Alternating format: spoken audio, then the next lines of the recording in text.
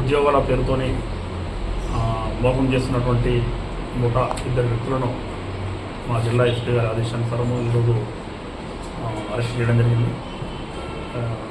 Nalgonda court ప్రెమిసెస్లో ఎవరైతే A1 Mohammed Naseer advocate క్లబ్గా పనిచేస్తుండో, అదేవిధంగా గాజుల జ్యోతి alias Jyothiram A2 ఈమె జూనియర్ అడ్వకేట్గా ప్రాక్టీస్ చేస్తున్న నల్గొండ కోర్టులో.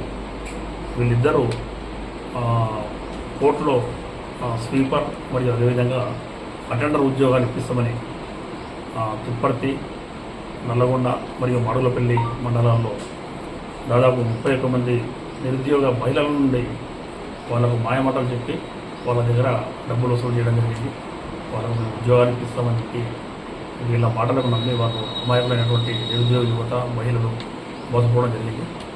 దీనికి గాను కేసు నెంబర్ 86/25 ఈ తిప్పర్తి పోలీస్ స్టేషన్లో కేసు నమోదు చేయడం జరిగింది.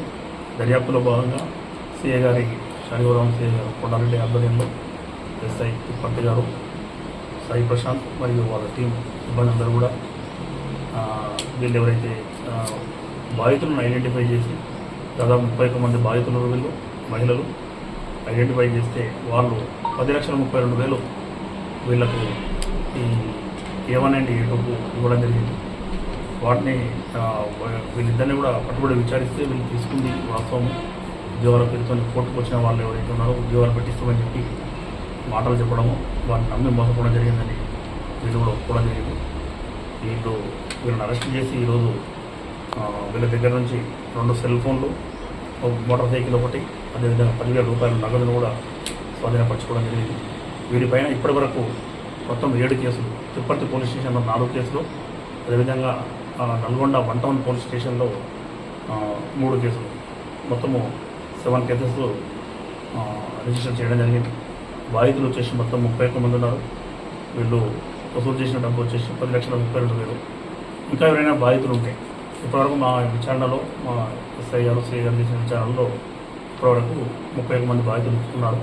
ఇంకా ఎవరైనా బాధితులు ఉంటే కూడా వాళ్ళు వచ్చి దరఖాస్తు ఖచ్చితంగా వాళ్ళపైన కేసులు నమోదు చేసి తదుపరి యాక్షన్ తీసుకోవడం జరుగుతుంది. అదేవిధంగా జిల్లా ఎస్పీ గారు శ్రీ శరత్ చంద్రబాబు ఐపీఎస్ గారు చెప్పడం జరుగుతుంది. ఏమంటే అమాయకులైనటువంటి లేకపోతే నిరుద్యోగ యువత ఎవరైనా ఉద్యోగాలు ఇప్పిస్తామని చెప్పేసి మాయమాటలు చెప్పి మీ దగ్గరికి వచ్చినప్పుడు దయచేసి ఎవ్వరూ వారి మాటలు నమ్మకండి. ఉద్యోగాలు అనేవి అఫీషియల్గా స్టేట్ గవర్నమెంట్ నోటిఫికేషన్ల ద్వారా కానీ పరీక్షల ద్వారా కానీ భర్తీ చేయడం జరుగుతుంది. అది అందరికీ చదువుకున్న వాళ్ళం కాబట్టి ప్రతి ఒక్కరు తెలిసి ఉండాలి. ఎవరో గురుడి గుర్తించే వాళ్ళు వచ్చి నేను ప్రైవేట్ చేసి ఇప్పిస్తాను, మీకు ఉద్యోగం వస్తుంది రండి అని చెప్తే వాళ్ళ మాటలు నమ్మి డబ్బులు వాళ్ళకి ఇవ్వకూడదని చెప్పేసి విజ్ఞప్తి చేస్తున్నా. ఈ యువతంతా కూడా అప్రమత్తంగా ఉండాలి, తప్పుడు వాగ్దానం నమ్మి మోసపోవద్దని చెప్పేసి ఎస్పీ గారు చెప్పడం జరిగింది ఇంతకుముందు. కాబట్టి జిల్లా ప్రజలందరూ కూడా ముఖ్యంగా రూరల్ ఏరియాలో ఉన్నటువంటి ప్రజలు వాళ్ళు ఉద్యోగాలు లేవనే ఆశతోని ఎవరైనా చెప్తే వస్తే ఏమన్నా ఆశతోని నమ్మకండి, మాటలు నమ్మకండి, మోసపోవద్దని ఈ సందర్భంగా విజ్ఞప్తి చేస్తున్నాము.